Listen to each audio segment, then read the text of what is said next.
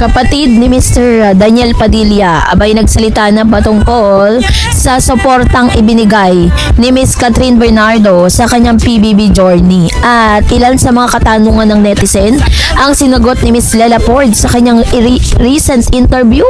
Abay pag-uusapan natin yan maya-maya lang. Araw, ito na, pag-uusapan na natin kung saan si Miss Lela Ford ay nagsalita na at nagbigay ng mensahe para kay Miss Catherine Bernardo patungkol sa tahasang sinasabing balita na ito nga pong si Miss Catherine ay naglabas ng pera para po suportahan ang si Miss Lela Ford while she was inside the PBB house.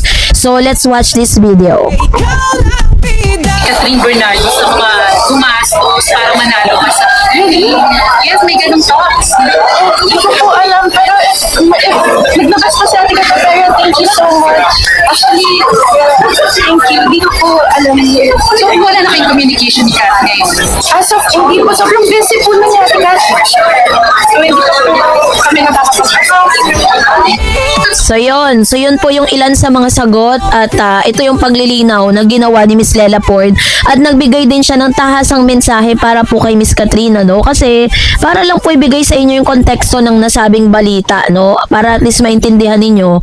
Kasi may mga nagsisirculate po kasing mga news patungkol sa bagay na ito. Sinasabi dito na ito daw po or ayon sa ulat, naging laman ng balita ang umunay paglabas ng pera ni Catherine Bernardo upang suportahan ang pagpasok at pananatili ni Lela Ford sa Pinoy Big Brother. Bagamat walang direktang kumpirmasyon mula sa kampo ni Catherine, kumalat ang espekulasyon na siya ay nagbigay ng tulong pinansyal upang mas mapalakas ang laban ni Lela sa loob ng bahay ni Kuya. Sa gitna ng usap-usapan, hindi nag-atubili na magpahayag ng pasasalamat si Miss Lela Ford. Sa isang mensahe, sinabi niya ang simpleng thank you na agad namang binigyang kahulugan ng publiko bilang pagkilala sa kabutihan ni Catherine.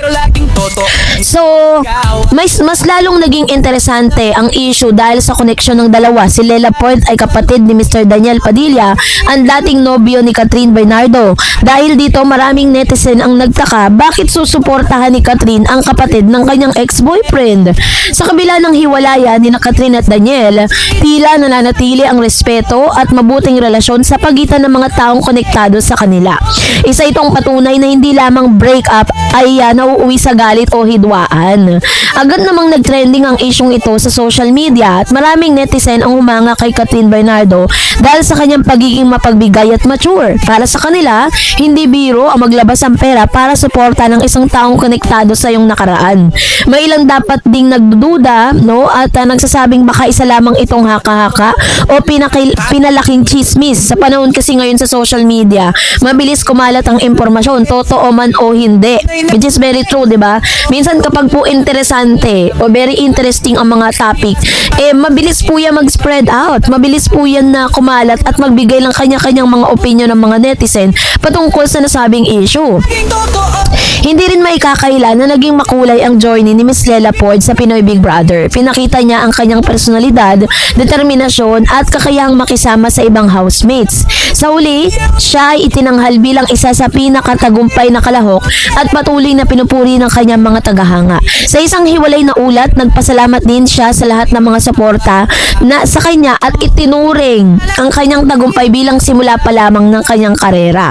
Matagal nang kilala si Catherine Bernardo bilang isa sa pinaka-tinatawag na respetadong artista sa industriya kasi bukod sa kanyang talento sa pag-arte, hinahangaan din siya sa kanyang kabaitan at pagiging grounded.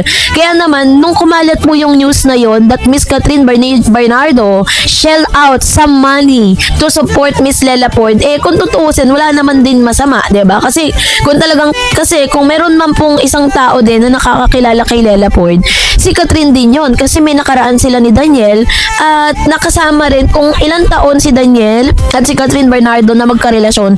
Ganon din yung taon ng relationship bilang magkapatid, no, as sister-in-law ni Lela Ford tsaka si Miss Maggie Ford. So 11 years din yon. Although nagkaroon sila ng hiwalayan, of course na heartbreaks din yung mga kapatid ni Mr. Daniel during those times kasi syempre nagkaroon na sila ng tinatawag na emotional investment sa isa't isa. So what whatever happened to them, sila rin ay na-heartbreaks, diba? For 11 years nga naman, may ate kat sila, diba?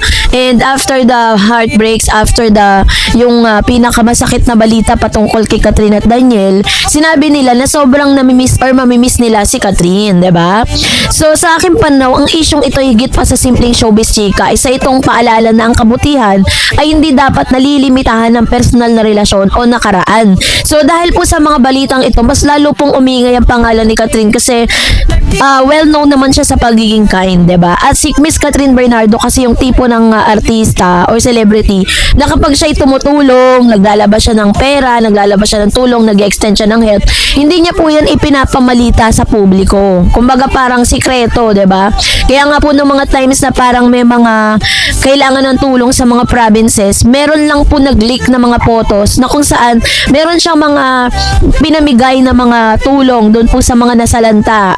If I'm not mistaken, the year 2025 at may malakas na parang yung earthquake na naganap sa Cebu kung saan nagpadala siya ng tulong doon at yung mga nasalanta at si Mama Mi na kanyang ina ang siyang pumunta doon. Tapos yung mga fan at yung mga kasama nilang nag-pack nung nasabing mga pamimigay nila, yun ang nag-post.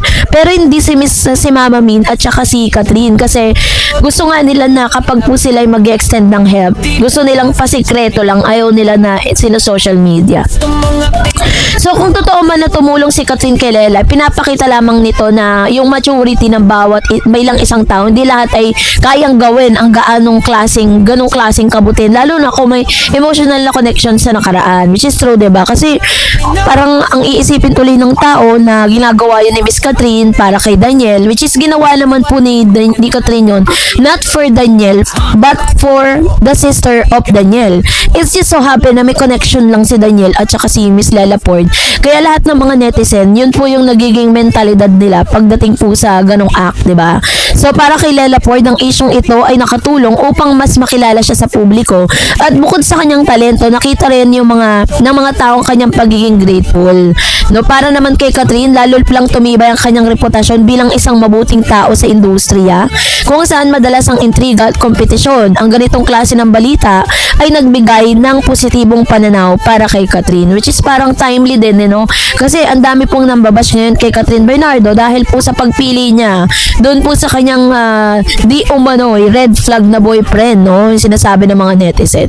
So anyways, maganda rin naman yung gesture na ginawa nila. At the same time, nakita naman natin that Miss Lela Ford is really grateful, no, sa ginawa po ni Miss Catherine. At nagulat din siya, na-shock din siya na ginawa pala ng ate niya yon. So kaya naman congratulations Miss Lela dahil nagsisimula na rin yung kanyang journey bilang isang actress. At kabi-kabilaan yung kanyang mga endorsement at the same time yung kanyang mga upcoming projects. So that's it for today. For more videos and updates, please don't forget to like and subscribe, and please don't forget to follow my Facebook page, Dar Eds TV and Dar Eds channel. God bless everyone.